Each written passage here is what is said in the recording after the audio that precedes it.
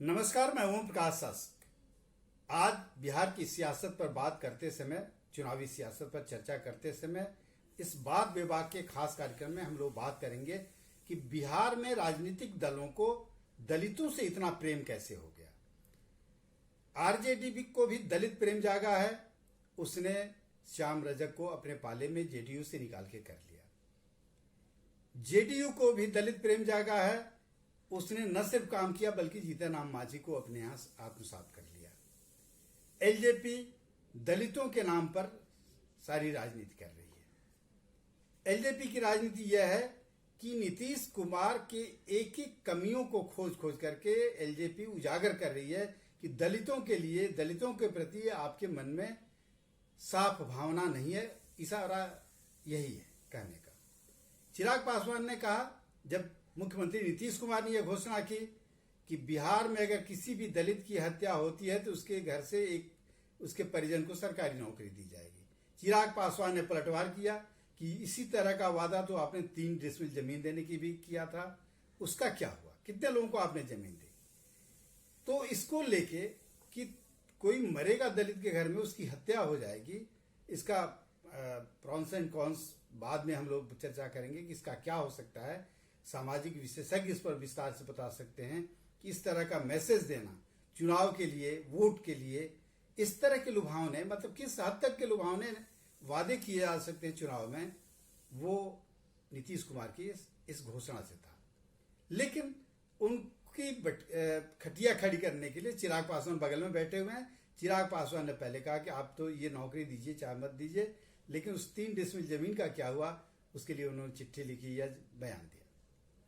यानी बिहार में दलित आज की तारीख में इतने कीमती क्यों हो गए हैं, यह समझने की जरूरत है कि आखिर सब लोग क्यों दलित प्रेम दिखा रहे हैं। सारे राजनीतिक दल दलितों को अपने ओर करने के फेर में क्यों पड़े हुए। मेरी समझ से बिहार में दलित आबादी 17% है और यह 17% वोट मायने रखते हैं किसी दल को आगे और पीछे करने के लिए, क्योंकि नीतीश कुमार के पास जो भी वोट बैंक अभी तक बना है वो दलित भी उसमें शामिल थे।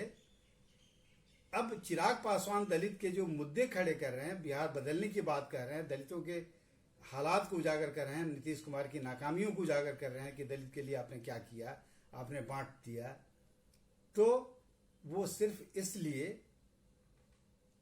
कि दलित उनकी ओर आकर्षित हो। यानी 17% वोट उनके पास हो। और वैसे भी ये हम लोग मानते रहे कि रामविलास पासवान की पार्टी किसी भी चुनाव में जितनी सीटें हासिल करती है, उसके उम्मीदवार या तो उनके परिवार के होते हैं या सवर्ण होते हैं ज्यादातर।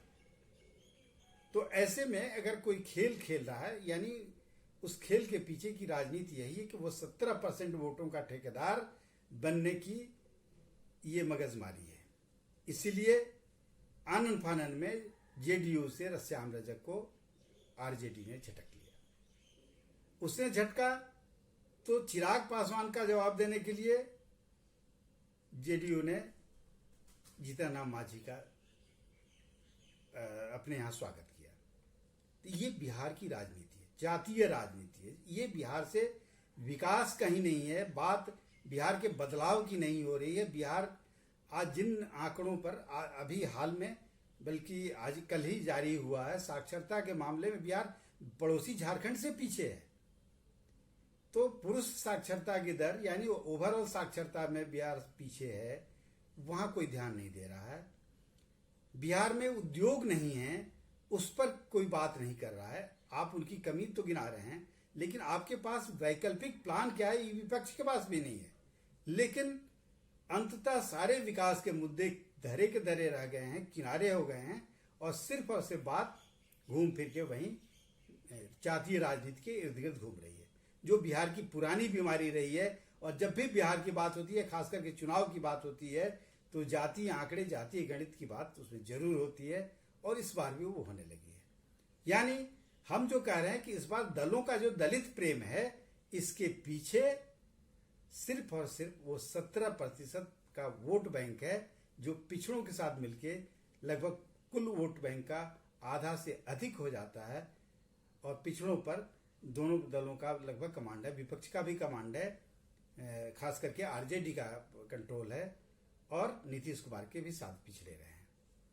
तो ये कोशिश इन लोगों की ये है कि पिछड़े अगर कई हिस्सों में बढ़ जाते हैं, कुछ बीजेपी की ओर चले जाते हैं, कुछ उधर चले जाते हैं, लेकिन दलित, जिसके लिए नीतीश कुमार ने महादलित और दलित जैसे शब्द इस्तेमाल करके उनके टोले बनाए, उनकी सुविधाएं उसी हिसाब से तय की, इस बार भी पलटवार के तौर पर अब दूसरे दलित नेता के तौर पर चिराग पासवान अपने को उभार रहे हैं।